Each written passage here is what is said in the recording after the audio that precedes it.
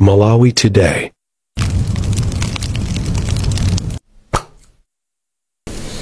Ndi nthawi ya nkhani ndipo muli ndine Benedetta Chiwandamia koma poyamba nayi mitu yake. Aphungu onse a chipani cha MCP sanakhale nawo ku mkumano wa nyumba ya malamulo lero masana. Dziko la Malawi alilangiza kusintha momwe limayendetsera ndondomeko ya zipangizo za ulimi zotsika mtengo ndi cholinga chofuna kuthana ndi vuto la njala. Ndipo mulipoti lathu lapadera Thomas Kachire akubweretsa poyera mavuto omwe anthu aulumali amakumana nawo m'mizinda. Tili ndizi ndi nkhani zina zambiri, tiyeni tikhalire limodzi. Tiyambe nkhani zathu ndikuti aphungu onse a chipani cha MCP sanakhale nawo pa mkumano wa nyumba ya malamulo lachitatu masana, ndipo aphungu ena oyima pawokha nawo sanapezeke mnyumbayi. Poyankhulapo pa nkhani wachiwiri kwa nyumba ya malamulo a Esther Jolobala anati zimene zinachitika mnyumbamo ndi zosakhala bwino ndipo zikuyenera kusintha. Tikupatsirani zambiri m'malipoti athu otsatira. Ndipo dziko la Malawi alilangiza kusintha momwe limayendetsera ndondomeko ya zipangizo za ulimi zotsika mtengo ndi cholinga chofuna kuthana ndi vuto la njala komanso kukwera kwa chiwerengero cha anthu amene amanenepa mopyola miyeso. Mkulu wa nthambi ya maphunziro amadyedwe abwino ku sukulu ya ukachenjedwe ya Luwana, Associate Professor Alexander Kalimbira wanena izi mu mzinda wa Lilongwe pa mkumano wa adindo pa nkhani za ulimi, kadyedwe kabwino komanso kusintha kwa nyengo. Pemphero Malimba walemba ripoti ili. Associate Professor Kalimbira watenga kale dziko lino lakhale likuyika ndalama zochuluka pa ndondomeko yofereza otsika mtengo. Ndondomeko isi kuphula kanthu kamba oti anthu ambiri akupitirira kukumana ndi vuto la njala chaka ndi chaka pomwe akhala kudalira mbewu imodzi yomwe ndi chimanga. Iwo ati nthawi yakwana tsopano kuti dziko lino lisinthe mmene limachitira zinthu poyika ndalama zambiri pa ulimi wa mbewu zosiyanasiyana komanso kulimbikitsa kugwiritsa ntchito manyowa pochita ulimiwu. Iwo anati kuyika chidwi chachikulu pa ulimi wa chimanga kukupangitsa kuti anthu ambiri adzikhazikika pakudya zakudya zochoka ku chimanga m'malo modya zakudya za magulu osiyanasiyana zimene zimapangitsa kuti chiwerengero cha anthu onenepa komanso onenepa mopyola miyezo chidziwira patsogolo. Malinga ndi Kalimbira, kafukufuku wa World Based Atlas 2025 akuonetsa kuti podzafika chaka cha 2030 anthu akuluakulu oposa 3.7 miliyoni mdziko muno adzakhala onenepa komanso ena adzakhala onenepa mopyola miyezo. Mavuto ena amene tikumana nawo chifukwa sitikudya mmene tiyenera kudyera, sitikugwiritsa ntchito zathu zimene zimapezeka. Malo mwa chigumu tikutsata zinthu zina, malo mwa chitumbuwa tikutsata zinthu zina zimene ena atigulitsa. Malo mwa thokwa tikutsatira zakumwa za mtundu wina zimene ena azipanga kwina ikamo zimene akufuna osati zimene ife timafuna. Mmodzi wa akuluakulu woona za ulimi khonso la boma la Lilongwe, Ameliam Kumwenda, wati za ulimi akupitirira kuyendetsa ndondomeko zosiyanasiyana kuti apititse patsogolo ulimi, koma anatsindika zakufunika koyika ndalama zokwanira popititsa patsogolo ntchito za alangizi za ulimiwu. Mkulu wa za mapulogalamu ku bungwe la Point of Progress Innocent Lwesha ati mfundo zomwe atolera azitumiza kwa adindo osiyanasiyana kuti achitepo kanthu. Kamba panopa kuti parliament kupanga push bill yoti anthu azikhala ndi ufulu wawo poganiza zimene akuyenera kudya kapena kulima. So zonse tipangise kusiderera mapazi zinaso zikabisa channel yomwe kuti anthu akumudzi azikhala ndi ufulu ndi umwinimwini woti athe kupanga chinthu. Bungwe la Point of Progress linakonza mkumanowu pansi pa ndondomeko ya Solidarity Exchange for Environment and Development mogwirizana ndi Spire ya ku Norway ndi bungwe la Norwegian Agency for Exchange Cooperation. Zotsatira za kafukufuku watsopano zikusonyeza kuti ntchito yotukula amayi pachuma ikufunikira njira zina zamakono. Bungwe la Institute of Public Opinion and Research IPO ndi limene lachita kafukufukuyo amene akuonekera kuthekera kwa amayi posintha miyoyo yawo pogwiritsa ntchito njira zamakono komanso ngongole. Isaac Salima ali ndi nkhani yonse. Kafukufukuyu adachitika mu zaka zapakati pa 2020 komanso 2025 ndipo adakhuza amayi okwana 1500 oyokera m'manja osachita bwino kwenikweni midzi 84 boma la Blantyre. Amayiwo adawagawa magawo osiyanasiyana pamene 400 ayiwo adawapasa malanya amakono komanso adawaphunzitsa amene angagwiritsira ntchito. ndipo amayi enanso okwana 400 adawapasa ndalama zimene mulingo wake ndi wa foni zam'manja zimene gulu la nzawolo lidalandira, pamene amayi ena okwana 300 sadalandire chilichonse. Popereka zotsatira za kafukufukuyo mu mzinda wa Blantyre, mkulu woyang'anira kafukufuku ku bungwe la aipo a Boniface Dwalani adati iwo adapeza kuti amayi ambiri amene adalandira ndalama ndi amene adapindula kwambiri. Iwo adati amayi ambiri amene adangogwiritsa ntchito mafoni am'manjawa sadapindule kwambiri pa nkhani za chuma. Amene adapasidwa ndalama akuoneka kuti kagwiritsidwe ntchito kawo kamafoni kangati kakusalira kumbuyo, koma akuoneka kuti anakhala ngati tawathandiza kuwapasa mphamvu yokhala ndi kuzimira pawo kamakamaka pa nkhani ya zachuma. Mkulu woyang'anira zakusasiyana pakati pa kagwiridwe ka ntchito ku nduna yoona zakusasiyana pakati pa kagwiridwe ka ntchito Achimwemwe Kuseni adayamikira mabungwe akamba kuchita kafukufukuyu ponena kuti awathandiza pamene angachitire pa nkhani yolimbikitsa amayi kuchita bwino pa chuma. Amayi kawirikawiri ndi amene ali otsalira pa nkhani zogwiritsa ntchito mafoni, pa nkhani za intaneti, makamaka akamapanga mabizinesi awo ngakhalenso pa ntchito zosiyanasiyana zachitukuko. Ndiye kafukufuku ameneyi athandizira kupeza mfundo zokuti zingathandizire amayi kuti angapititse patsogolo bwanji moyo wawo. Mmodzi wa amayi amene adachita nawo kafukufukuyu a Patricia Bakali ochokera ku Machinjiri mu mzinda wa Blantyre adati kafukufukuyu adawatsegula m'maso pamene angamagwiritsire ntchito njira zamakono monga mafoni kuti azipindula pa chuma. Wachiwiri kwa mkulu wa polisi Asten Jaima walimbikitsa kudzipereka pakati pa polisi pamene akugwira ntchito yoteteza anthu.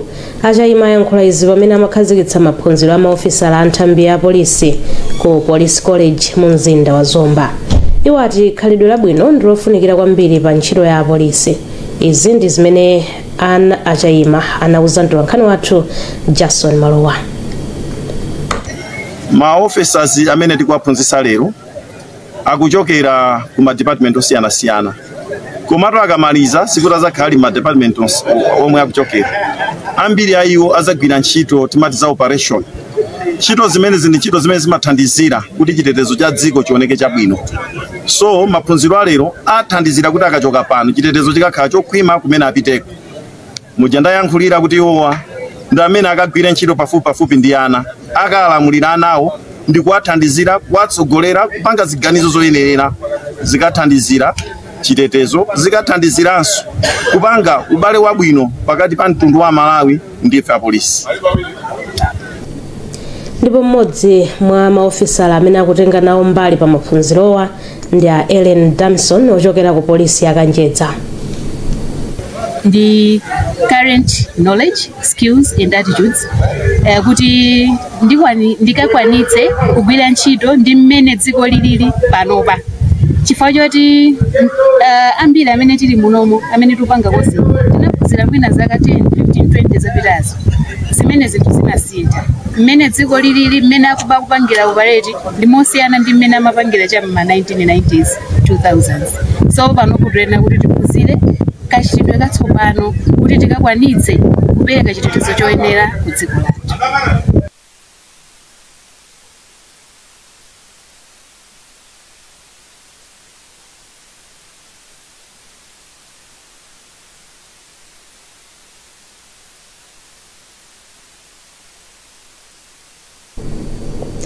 Ndipo mu nkhani imene yangotipeza kumene mneneri wa chipani cha Malawi Congress Jesse Kabwira ati apolisi abwere poyera ndi kulongosola chomwe akubwerera mowirikiza atanyamula agalu ndi mifuti ku nyumba ya mtsogoleri wakale wa dziko lino Lazarus Chakwera ku area 10 mu mzinda wa Lilongwe.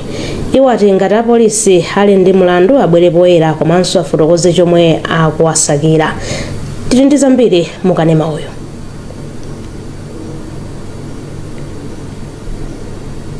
The current nditsimikize ndithu kuti dzulo unabwera polisi kupitira malo nthawi 5 times kubwera pano. Kubwera kwake kwa mwano kubwera kodzavutitsa munthu. Ndeife tikunena kuti zachitika zolakwika zikufunika kuti anthu apatsa Achakwera ulemu wawo monga mtsogoleri amene ali wa dziko lino. Zachitika ziti kuti ngati kuli nkhani ingobwerani kutsata malamulo amene amapanga koma zoti tidzingozungulira panyumba pa mtsogoleri wakale ndi zolakwika zimene zachitika zino zokwiyitsa kwambiri. Ndife tabwera pano kuti anthu adziwe kuti Malawi Congress Party singokhala umangoyang'anira mtsogoleri wawo akumapangidwa zoti adziopsezedwa. Tidziwa kuti ichi chofuna kuwakhazika chete ndichofuna kuti adzingokhala amantha ubwino wake iwo alibe manda chifukwa chakwera sali wokha. Malawi Congress Party sili yokha, masupporters athu alipo. Tabwera pano kuti tionetsetse kuti mtsogoleri wathu ndi otetezeka.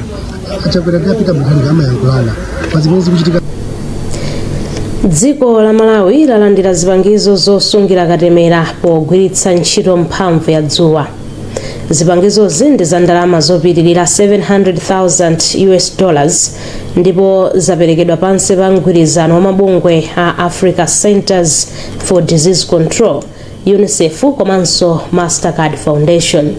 Mmodzi mwa akuluakulu ku Africa CDC Aru Rick wati makinawa apititsa patsogolo ntchito yosunga komanso kupereka katemera m'madera momwe mulibe magetsi. M'mawu ake mlembi wamkulu mu nduna wa zaumoyo Adani Namalika wati zipangizozi zipangitsa kuti ana ochuluka adzilandira katemera ofunikira mu nthawi yake. Nkhani yayikulu yoti ya pa katemera ndiyoti katemera akhale pa temperature yoyenerera asanakafike kwa patient. Choncho tonse tikudziwa kuti Malawi muno kuli malo ena amene kulibe magetsi. Katundu tayandirayi ndi wa sola. Choncho tikhonza kufikira paliponse Malawi muno kupereka katemera kwa munthu wina aliyense amene angafunike kulandira katemera. Bungwe la Center for Human Rights and Rehabilitation lati ndilokondwa kamba kuti chisankho chimene chinachitika mdziko muno mwezi wa Septemba chinali chopanda ziwawa. Mkulu wa bungweli a Michael Kayatsa wanena izi pa zokambirana ndi magulu a chinyamata zimene zachitika mu mzinda wa Lilongwe. Zokambiranazi zachitika pansi pa ntchito ya Rise for Peace. Akayatsa akuyankhula ndi mtolankhani wathu Mese Matonga. Nthawi zambiri kukachitika zaziwawa ndi achinyamata amene amapezeka kuti akupangidwa blame chala chimalosa achinyamata ndi zotsatira zake mbiri achinyamata makhala kuti ikusokonekera komanso achinyamata awo ngati pochitika ndale ndiye kuti apezekanso kuti sapange participate bwino chifukwa achinyamata ali ndi ufulu okuti azitha kutenga nawo gawo pa chisankho koma ngati kuli zaziwawa ndiye kuti ufulu wawonso achinyamata oti atenge nawo gawo nkuchita participate ngati achinyamata mu zisankho okhala kuti wasokonekera komanso timawazindikitsa achinyamata awo kuti azindikire kuti aliponso achinyamata ena amene alibe amene ali ndi ulumali mwachitsanzo amene amapezeka kuti akhuzika kwambiri pakachitika zachiwawa. Anthu ngati amenewo pamafunika ndithu kuti athandizidwe kuti athe kutenga nawo gawo komanso kuonesesa kuti ufulu wawo sukuphwanyidwa. Ndi njira imodzi ndionesesa kuti kuli bata ndi mtendere. Ndipo mmodzi wa achinyamata amene atenga nawo mbali pa zokambiranazo Amese Nkumbwa wati uthenga wa kuyipa kwa ziwawa unathandizira kulimbikitsa bata pa chisankhocho. Okay, kumbali ya achinyamata ambiri after kuphunzitsidwa za mchitidwe oyipa okhuzana ndi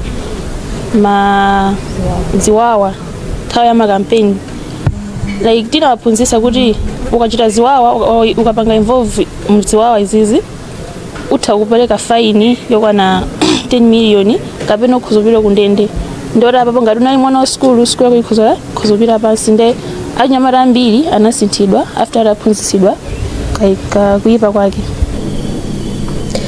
Bungwe la Tradeline Corporation lapereka katundu ogwiritsa ntchito pa kalimidwe kumunda wa Nakula na Mahara mboma la Salima omwe kugwira ntchito ndi alimi okwana 59.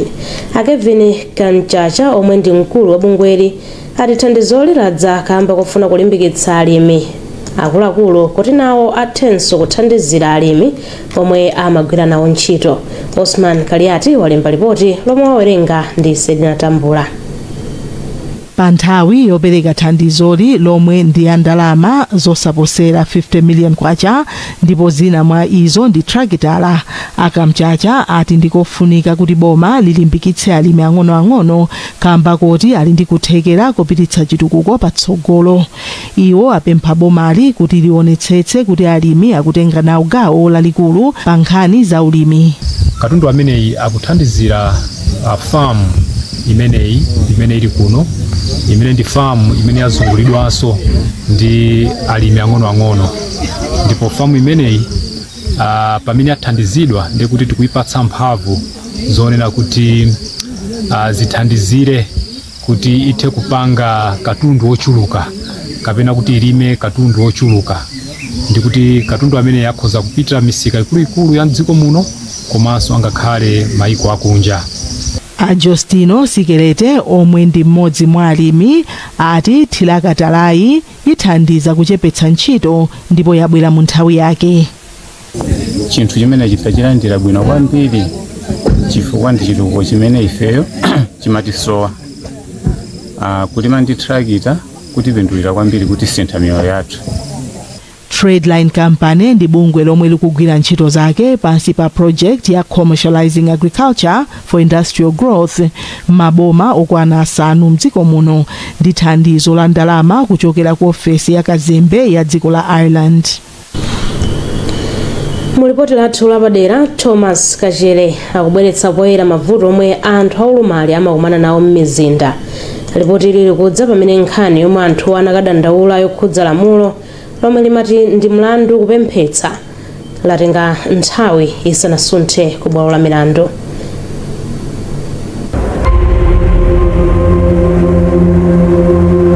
Anthu olumala mdziko muno akupitirira kukumana ndi mavuto osiyanasiyana. Anthuwa amapempha mtauni kuti azipeza thandizo ngakhale kuti amamangidwa akapezeka. Regina Phiri omwe ndi osaona ochokera ku Bangwe ati amakakamisika kupemphapempha kamba kuti alibe chomwe chimawabweretsera ndalama pa khomo pawo. Ndimatumiza mwana ku sukulu kuti pita ku sukulu, ndi akabwera ku sukulu kuja amadzafikira ponena kuti nifuna nije, ndiye malo mwake ngati palibe chakudya imangomuza kuti basi siya makope tiye tipite mtawuni tikatani tikapeze chakudya cha lero.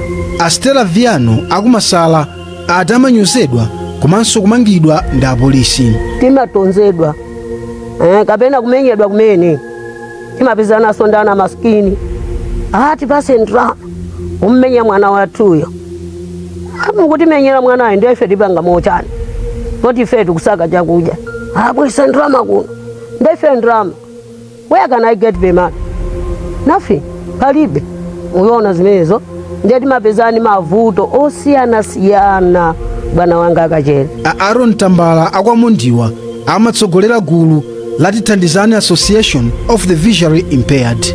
Boma la Malawi zimene zikudziwa zamene matumamene makumana kuti mumakhala wafuna kuti tikapita mtauni ndicho linga chonena kuti tikapita thandizo timakumana ndi zinthu zonena kuti mwina kupangidwa chipongwe mwina kuyimikidwa kumene tikumangani mwachisanzo ngati anzathu anamangidwa 2019 2017 ena anasekeredwa ndithu ngati kusoje dzuwa lonse osatulusa kumanga wazunguliza ndi galimoto mblanta ena anacha kwayembera polisi kuti ndichifukwa chani mupanga zimenezo natsitsa nkhani ndinena kuti imakhala nkhani yopweteka munthu akumuuza unena kuti usapemphe chikhalire boma sinachite kanthu idziwe boma unena kuti palibe chimene iwo angachite pamene sungamuze usakaje kwa kati ndi kwa nkhoma kandi kwa uje asanampase china chilichonse ngati akufuna iwo boma kuti fesa apezeke mtauni moninga ndimene ifesa tikumva kweteka fwa kuyenda kumakhala kwawo mwana ndi wang'ono asanakhwime zolo zake koma amakhala mwana chali bize kutigwira pankono patipeze thandizo fo kuti ipezeke thandizo tsiku limene kuti mudye moninga mene zinthu zadulira mufunika kuti ulimbe uyende ndithu muna uyende misika ingapo pakasiku muna pasiku limati kuyenda misika 4 muna 5 ndi kuti munthu ubwera wakho muna ndi 7-8 ukadaya uphinge mwana soena amatha kugona kutopa ndikutani kuti atopa ndikuyenda. Omenyera ufulu wa anthu ati lamuloli limaphwanya ufulu wa anthu komanso kukolezera umphawi pakati pawo. Vivian Kasunda ndi abungwe la Southern Africa Litigation Center. Section 180B limaleta anthu kupemphesa ntauni ndipo lamulo limene lili limaphwanya maufulu anthu chifukwa choti anthuwo amakhala kuti alibe kena kalikonse. Section 180B ya malamulo za upandu imakamba kuti ndi mulandu kupemphetsa. Monica Namunde ndi woona za ufulu wa anthu ku bungwe la Malawi Human Rights Commission, ndipo ati nkhaniyi ikufunika changu popeza kuyichedwetsa ndi kuphwanya ufulu upeza chilungamo. Kudikirira zaka 8 kuzafika tsiku la lero anthu asanalandirebe chotsatira chilichonse cha mlandu wawo kuchokera ku bwalo la milandu ndi zophwanya maufulu awo kuti athe kulandira thandizo kuchokera ku mabwalo a milandu. Mlandu undofunikira kwambiri kuti kutuluke chigamulo kuchokera ku khoti, chifukwa chigamulo chimenecho chomwe nochita thandizire kuti kodi kupita mtsogolo pa milandu ngati imeneyi zizikhala bwanji. Padutsa zaka zisanu ndi zitatu 8 nkhani iyi ili ku bwalo la milandu zomwe zikusiya odandaula kusowa mtengo wogwira. Anthuwa omwe ndi olumala anakamang'ala ku bwalo la milandu atapezeka olakwa mchaka cha 2017 kuti bwaloli liunikenso lamuloli. Ndondomeko ya chitukuko ya bungwe la United Nations ya namba 16 imakamba kuti anthu onse ali ndi ufulu upeza chilungamo.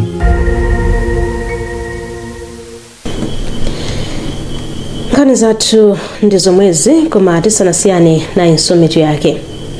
Aphungu onse a chipani cha MCP sanakhale nawo pa mkumano wa nyumba ya malamulo lero masana. Dziko la Malawi alilangiza kusintha momwe limayendetsera ndondomeko ya zipangizo za ulimi zotsika mtengo ndi cholinga chofuna kuthana ndi vuto la njala. Ndipo mu ripoti lathu lapadera Thomas Kachere akubweretsa poyera mavuto omwe anthu aulumali amakumana nawo m'mizinda. Mutha kupeza nkhanizi ndi zina zambiri pa makina a intaneti pa www.times.mw, pa Facebook pa tsamba lathu la Times 360 Malawi, pa X @Times360 Malawi, komanso posindikiza *1895# ndi kuchita subscribe ku 1895. Munali ndi ine Benedetta Chiwandamia, madzulo abwino.